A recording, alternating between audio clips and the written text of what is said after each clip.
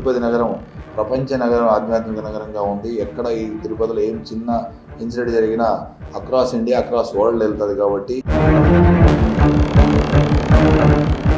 Daaku Maharaj cinema విడుదల సందర్భంగా తిరుపతిలోని గ్రూప్ థియేటర్ వద్ద అభిమానులు అత్యుత్సాహం ప్రదర్శించారు. థియేటర్ ముందు బహిరంగ జంతు బలికి పాల్పడ్డారు. ఒక పొట్టేలును బలిచ్చారు. దీన్ని వీడియో తీసిన కొందరు సోషల్ మీడియాలో పోస్ట్ చేశారు. ఈ వీడియో వైరల్ కావడంతో కొందరు జంతు ప్రేమికులు పోలీసులకు ఫిర్యాదు చేశారు. దీంతో ఈ ఘటనపై తిరుపతి ఈస్ట్ పోలీస్ స్టేషన్లో కేసు నమోదు చేశారు.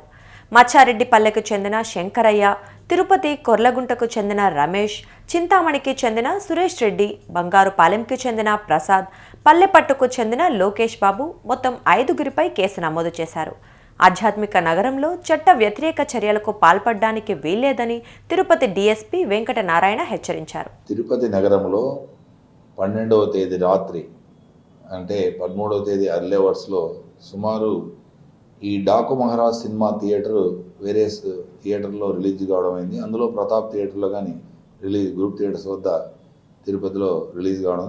ఈ సందర్భంగా కొంతమంది బాలకృష్ణకు సంబంధించిన ఫ్యాన్స్ అతి ఉత్సాహంతో ఒక పొట్టేలును తీసుకొచ్చి పబ్లిక్ ప్లేస్లో చాలామంది స్పెక్టర్స్ ముందర అది నరకడం జరిగింది, సాక్రిఫైస్ చేయడం జరిగింది.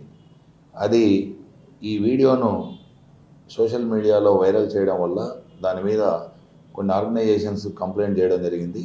దాని మీద ఎంక్వైరీ చేసి ఇది ట్రూ అని తేలింది. తర్వాత ఆ టైంలో బీట్ కానిస్టేబుల్ ఉన్న మదన్ మోహన్ నాయుడు అతని కంప్లైంట్ మేరకు ఈస్ట్ పిఎస్లో క్రైమ్ నెంబర్ 17/2005 కింద సెక్షన్ క్రైమ్ నెంబర్ కింద నమోదు చేసి in the AP prohibition prevention of cruelty to animal act కానీ, తర్వాత Andhra Pradesh birds sacrifice prohibition act కింద animals and birds sacrifice act కింద కేసు నమోదు చేయడమైంది. దర్యాప్తు కాలంలో ఒక 5 మందిని ఐడెంటిఫై చేయడం జరిగింది, వాళ్ళకి అరెస్ట్ చేయడం జరిగింది. అట్లాగే ఇంకా కొంతమందిని ఈ దర్యాప్తులో ఐడెంటిఫై చేసి వాళ్ళ మీద కఠిన చర్యలు తీసుకుంటాం.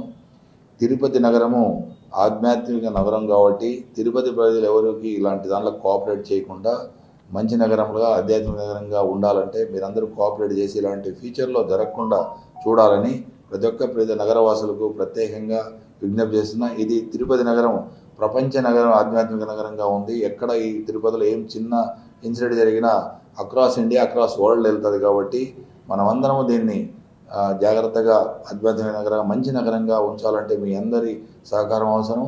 మనమందరం తోడ్పాటుపడుతూ మంచి నగరంగా తీర్చిదిద్దాలని కోరుకుంటున్నాం.